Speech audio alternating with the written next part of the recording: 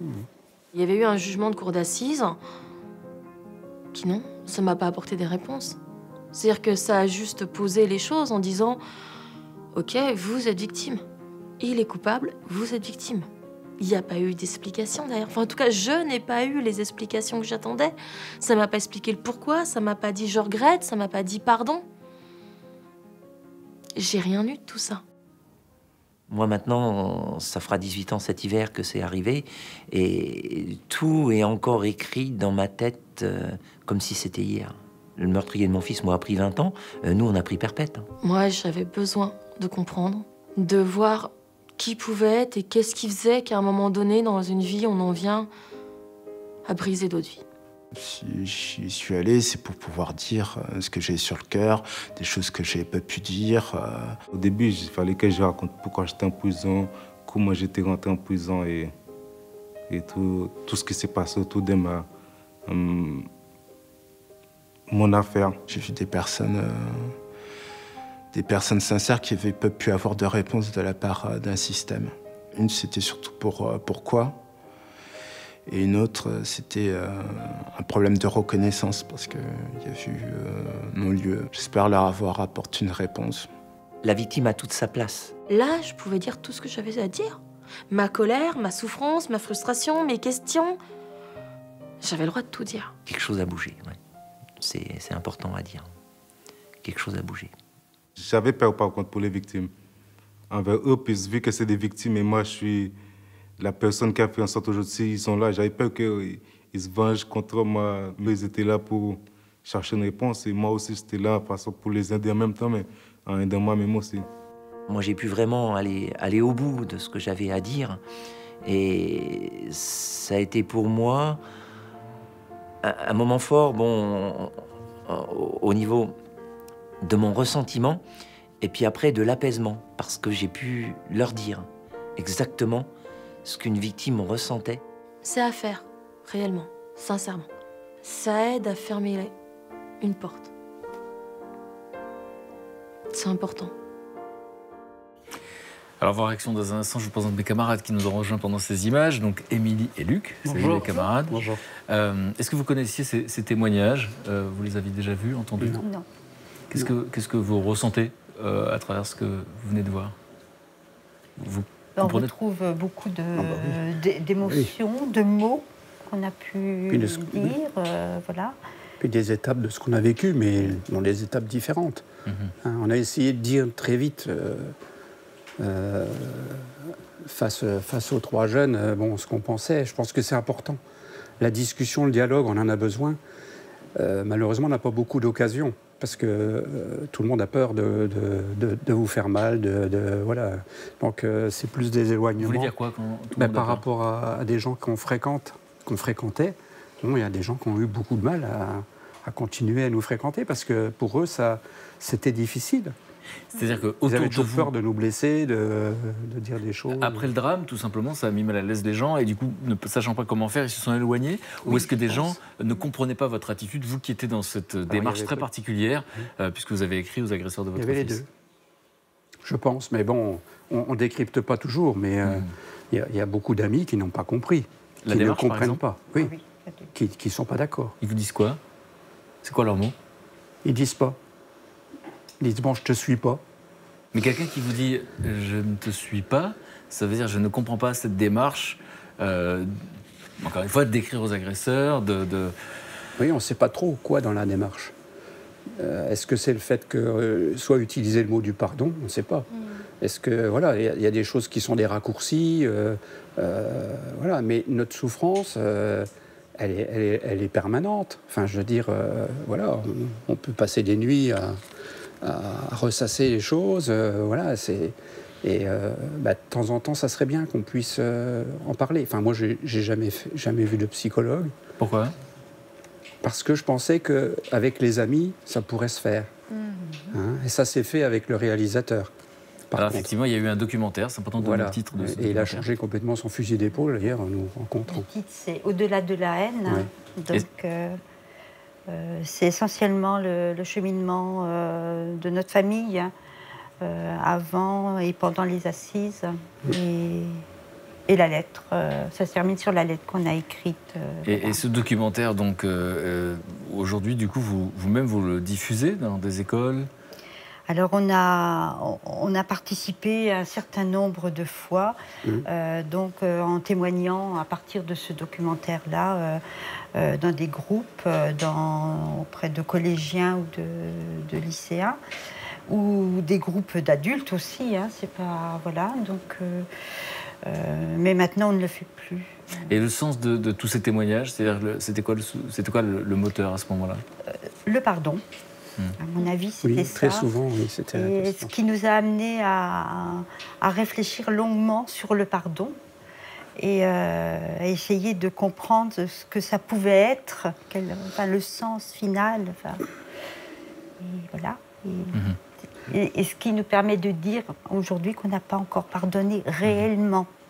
Réellement, quoi. Qu'est-ce que c'est pardonner? La lettre, c'est une ouverture vers, hein, voilà, une reconstruction, mais voilà. Et on va parler avec Luc effectivement de cette initiative et des conséquences finalement quand les victimes rencontrent des agresseurs, pas forcément leurs agresseurs. Vincent, vous êtes avocat aujourd'hui. Aujourd'hui, finalement, vous défendez plutôt des victimes. Ah, je défends que des victimes. Que des victimes, même si vous étiez posé la question à un moment donné. Et au fond, ça vous arrive de vivre des situations qui font écho à la vôtre? Au quotidien. Parce que je défends des victimes d'accidents de la circulation, d'heures médicales et d'agressions. Et quelque part, quand vous êtes avocat des victimes et que vous avez vous-même été victime, vous êtes plus que tout autre habité par ce qu'ils vivent, quel que soit leur parcours, quel que soit leur point dans leur cheminement. Vous êtes, comme on dit, alors c'est pas très conforme à la déontologie, vu qu'on prête le serment d'indépendance, mais vous êtes toutes causes confondues. Vous êtes eux. Et parce que vous devez tirer dans votre expérience et dans votre professionnalisme les mots qui peut-être résonneront dans la tête des magistrats et des jurés. Et dans cette confrontation des victimes et de leurs agresseurs, vous avez vécu des choses particulièrement marquantes? Oui, j'ai vécu des audiences, notamment je pense à une audience, c'était à Thonon-les-Bains, je défendais un homme qui avait croisé la route d'un jeune alcoolisé au volant, qui l'a percuté alors qu'il circulait en moto, et dans le choc, le réservoir de la moto a pris feu. Et mon client s'est retrouvé brûlé à 70% de son corps au 3e degré, totalement défiguré, a passé 2 ans à l'hôpital. Et l'audience arrivait 3 ans après l'accident. Et durant 3 ans, cet homme n'avait plus pu voir son fils pour éviter l'impact psychologique sur ce petit gamin, avait perdu son emploi, avait perdu sa femme. Et on arrive à l'audience pénale. Et moi, je me prépare à cette audience de manière très, on va dire, très théorique, parce que le parcours de cet homme m'était insupportable. Si je ne restais pas dans mon rôle d'avocat, je pense que je n'aurais pas pu tenir bon lors de cette audience. Et donc, je décide de travailler techniquement mon dossier pour en mettre plein le museau aux jeunes qui comparaissaient. Et j'arrive dans une salle d'audience où l'ambiance est étouffante. Le président m'appelle pour me dire « Maître, est-ce que votre client est là? Est-ce qu'il va tenir bon ?» Je dis « Oui ». Et les débats commencent, et je me retrouve non pas face à un jeune totalement irresponsable, mais un jeune bouffé par la culpabilité qui nous fait un malaise à la barre. Le président le fait s'asseoir. Et le président, pendant qu'on me dit « Maître, est-ce que votre client est là? Faut-il prendre la parole ?» Et là, je regarde mon client avec des yeux, le suppliant de ne pas la prendre. Parce que j'avais peur que ça dérape. Et mon client se lève, dit « Oui, j'aimerais prendre la parole ». Et là, je m'attends à ce qu'il y ait un sale moment d'audience, comme on dit. Et mon client s'approche de ce jeune, l'attrape par l'épaule et lui dit « Regarde-moi, tout ce que j'ai vécu, je suis debout à côté de toi. Je me suis battu, je vois plus mon gamin, j'ai perdu ma famille, j'ai perdu mon boulot, mais je suis debout et j'avance. Alors tu vas te botter les fesses, tu vas te relever, tu vas avancer parce que je t'ai pardonné. » Et là, on s'est tous regardés, entre avocats, le parquet, le client, moi le président, tous les larmes aux yeux en plus. Et il n'y avait plus rien à dire. Quelle que soit la sanction pénale, quel que soit, le mot était passé. Et après, il a continué. C'est parce qu'à cette audience, à la sortie, moi, j'avais qu'une envie, c'était de partir prendre mon avion pour Paris, pour souffler, avoir ce moment où j'avais besoin d'être seul pour souffler. Et il est parti côte à côte avec ce jeune. Et ça a été une vraie leçon de vie, comme on en a parfois dans ce métier. Ça a été un beau moment d'audience. Et c'est souvent, quand j'entendais les témoignages, c'est quelque part ce que les victimes reprochent souvent au système judiciaire, c'est que le système judiciaire n'est pas là pour leur permettre d'avoir ce moment, parce que c'est pas le rôle de la justice, nous dit-on. Et c'est pour ça que c'est bien que parfois on ait des moments après qui permettent à ceux qui le souhaitent de se rencontrer. Alors justement, Luc, c'est la justice restauratrice. Alors restaurative ou réparatrice, il y a plusieurs termes.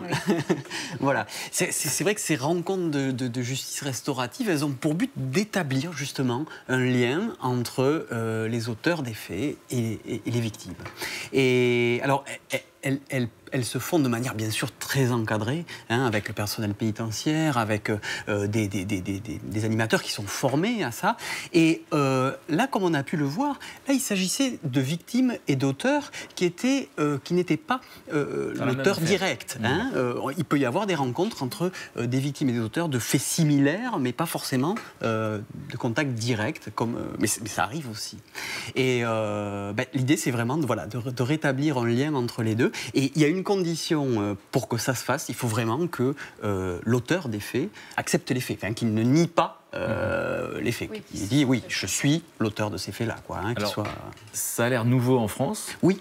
Oui, c'est nouveau en France, ça a été inscrit dans la loi en août 2014, mais en fait, ça a une origine beaucoup plus ancienne, en fait, parce que ce système de mise en relation, comme ça, c'était pratiqué chez les Maoris, en Nouvelle-Zélande, ou chez les Amérindiens. L'idée, c'était que dans une société, quand quelqu'un commettait un crime ou un délit, il fallait surtout pas l'exclure. Il fallait que la société puisse continuer à vivre ensemble, et donc il fallait restaurer un dialogue, restaurer pour que les liens de la société soient restaurés, soient toujours là, et tout simplement pour promouvoir le vivre ensemble. Mais ça a du sens quand vous le racontez comme ça, vous, c'est le métier, vous êtes juriste, vous comprenez cette philosophie ? Je la comprends. Alors, si vous voulez, après, d'abord, ce qui est important, c'est de bien dire que ça dépend après de chaque cas, parce qu'il faut que et les victimes et l'auteur, et parfois même, c'est la mise en relation de victimes avec des auteurs d'actes similaires, mais qui ne sont pas les auteurs directs. Oui. Mais surtout, moi, c'est par rapport à la compréhension de la sanction que ça m'intéresse. Parce que le but de la sanction pénale, c'est de protéger la société, d'abord le temps de l'incarcération, mais aussi contre le risque de récidive. Bien sûr. Et qu'une sanction qui n'est pas comprise, c'est une sanction qui est vouée à l'échec en termes d'enseignement. Et donc, si vous enfermez quelqu'un sans le préparer à sa sortie et l'avoir fait réfléchir sur son acte, vous pouvez être quasiment sûr que vous le condamnez à recommencer. Et donc, je trouve l'approche intéressante parce que ça permet d'une part de nouer le dialogue entre les différentes protagonistes, mais surtout, du côté du coupable, de l'amener, s'il est prêt, à réfléchir et donc de son côté à faire le cheminement parallèle à celui que les victimes peuvent faire et dont on a débattu. Voilà. C'est ça, c'est vraiment... Il y a de vrais bénéfices en fait pour les victimes parce que elles peuvent exprimer leur souffrance auprès des auteurs. Elles peuvent leur faire comprendre par quoi elles ont pu passer. Un procès, quelque part, il est peut-être trop frais. Surtout qu'on n'a pas le temps. Voilà, c'est ça. C'est qu'on n'a pas le temps. Et d'ailleurs, quand vous avez avocat de victime, la première chose que vous dit le président, souvent, c'est maître. Vous représentez les victimes, mais soyons brefs. Et vous avez ce mythe chez les magistrats de la victime animée par le souci de vengeance. Ce qui n'est pas le but. Si la victime est là, c'est simplement pour faire entendre sa voix. Mais le droit pénal résonne d'un côté. Vous avez la société qui poursuit, qui est le procureur, et le coupable. Moi, le présumé coupable. Et la victime n'a pas de place. Et donc, c'est vrai que l'enceinte judiciaire ne sait pas donner cette place au dialogue. C'est bien qu'on le fasse après. Moi, je sais que dans le cadre associatif, je l'avais fait... et d'ailleurs, au sein de l'association de victimes dont je faisais partie, ça avait fait l'objet de grandes polémiques. J'avais accepté qu'on aille, en tant que victime, dialoguer avec des chauffards incarcérés à Meaux. Et j'avais passé des matinées entières à parler avec ces gens. Mais parce que même moi, je considérais que dans la lutte contre l'insécurité routière, c'était important qu'on dialogue avec ces gens pour comprendre leur comportement, pour réfléchir aux mesures qu'allaient les prévenir. Bien sûr. Et de récidive en ce qui les concerne. Tout à fait, bien sûr. Bien sûr. Et donc, c'était importé par qui en France ? Alors, il y a beaucoup d'associations comme l'INAVEM, qui est plus connue sous l'appellation France Victimes, l'IFJR, qui ont réalisé le film qu'on a vu tout à l'heure. Et puis, il y a un homme dont le combat m'a vraiment intéressé, qui s'appelle Stéphane Jacot. On le connaissait ? Stéphane Jacot, en fait, c'est un homme qui, en 2001, se retrouve orphelin. Et il est adopté par une famille. Et en 2004, sa mère adoptive est assassiné. Et là, il se dit qu'il a besoin de comprendre les motivations qui ont conduit à cet assassinat. Il sent qu'il serait apaisé s'il pouvait entrer en communication avec l'agresseur de sa mère adoptive. Et il a été particulièrement sensible à votre démarche. Et donc, il s'est battu pour que cette justice restaurative rentre dans la loi, justement. Et Marie-Cécile et Jean-Paul, ça vous fait quoi de savoir que finalement, vous avez vécu ce drame personnel, vous avez tout fait pour donner du sens à tout ça, et qu'il y a cet homme, finalement, qui était inspiré par vous, qui fait évoluer les choses dans ce pays? Il est venu nous rencontrer. Donc à Charleville, et donc nous sommes membres fondateurs de son association, voilà. La NJR. Voilà, tout à fait. Mais le fait d'être inspirant, ça a du sens? Oui, bon, on n'a pas certainement, forcément pris mais la bon, dimension. c'était pas le but recherché, oui. quoi. Mais on suit les affaires de très près, quand même.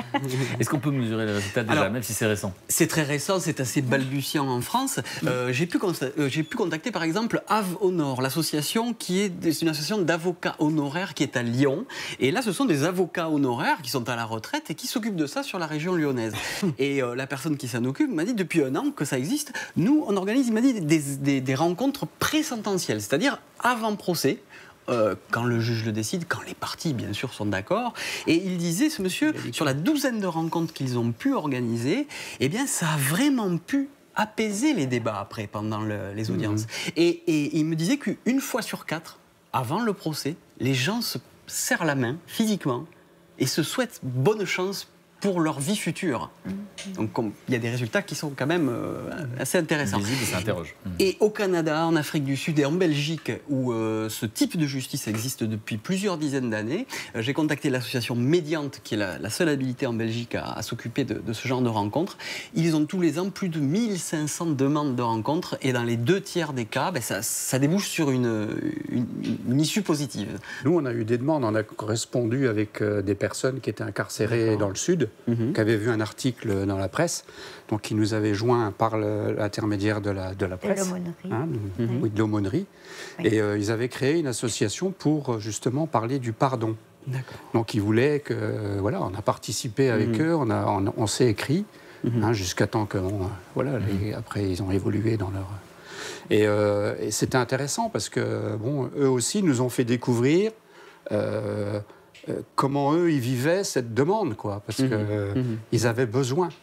Ils avaient besoin de ce pardon pour pouvoir reconstruire une vie, quoi. C'est ça, c'est qu'on a parlé effectivement depuis tout à l'heure de votre point de vue, du point de vue de la victime. Est-ce que ce pardon aide à vivre? Et puis finalement, il y a les agresseurs qui parfois attendent ce pardon. C'est vrai que... Tout le monde a besoin de se reconstruire dans cette histoire. Tout à fait. C'est ça. Et puis c'est un bienfait, moi je pense aussi pour la société. C'est-à-dire qu'elle a envie que la récidive ne se reproduise pas. Je ne sais pas comment dire, je le dis mal parce que ce n'est pas des termes que je connais, mais je ne suis pas spécialiste. Mais voilà, c'est, je pense, un bienfait aussi pour la société. Alors sur le site de 1001 vies, je vous mettrai toutes les coordonnées de toutes ces associations. Il y a aussi le bouquin de Stéphane Jacot, Prison, le choix de la raison, qui décrit très bien et dans lequel on peut retrouver aussi la lettre que vous avez pu écrire aux agresseurs.